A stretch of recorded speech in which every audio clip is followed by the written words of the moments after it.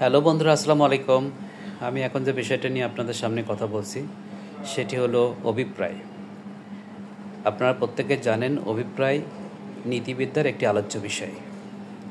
নীতিবিদ্যা সমাজে বসবাসকারী মানুষের ঐচ্ছিক আচরণের ভালো মন্দ, ন্যায় অন্যায়, উচিত অনুচিত ইত্যাদি বিষয় নিয়ে আলোচনা করে।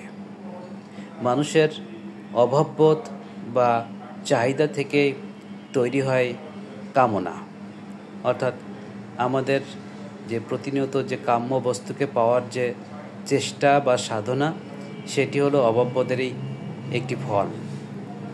অভাববোধ থেকেই তৈরি হয় কামনা, আর কামনা থেকেই পরবর্তীকালে ধীরে ধীরে গভীরভাবে পর্যবেসিত হয় সেটি হলো উদ্দেশ্য।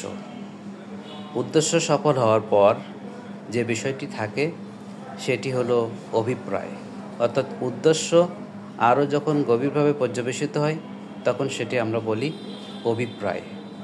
অভিপ্রায়ের উপরে ভিত্তি করে কাজের মানদণ্ড বা কাজের ভালো মন্দ। আমরা যখন আমাদের অভিপ্রায়টাকে ভালো করি তখন কাজটি ভালো হয়, এবং কাজটি মন্দ হয় তখন যখন আমাদের অভিপ্রায়টি মন্দ হয়। অর্থাৎ কাজের ভালো মন্দ নির্ভর করে উদ্দেশ্য এবং অভিপ্রায়ের উপরে। উদ্দেশ্যের উপরের ধাপ হলো অভিপ্রায়, অর্থাৎ উদ্দেশ্য আরও যখন গভীর হয় তখন সেটিকে আমরা বলি অভিপ্রায়।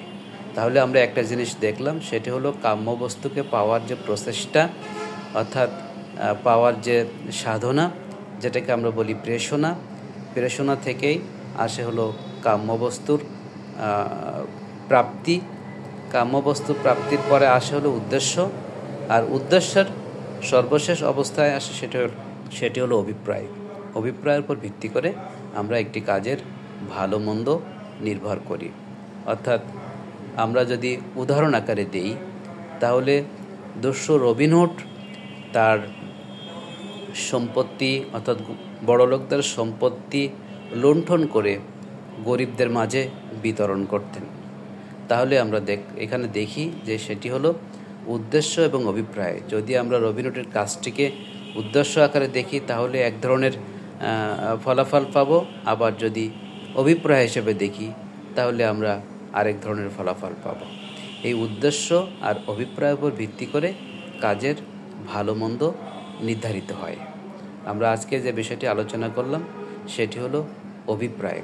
উদ্দেশ্যের উপরের ধাপ হলো অভিপ্রায়, অর্থাৎ উদ্দেশ্যকে গভীরভাবে পর্যবেসিত হয় অভিপ্রায়ের মধ্য দিয়ে। ধন্যবাদ সবাইকে, সবাই ভালো থাকবেন। খোদা হাফেজ।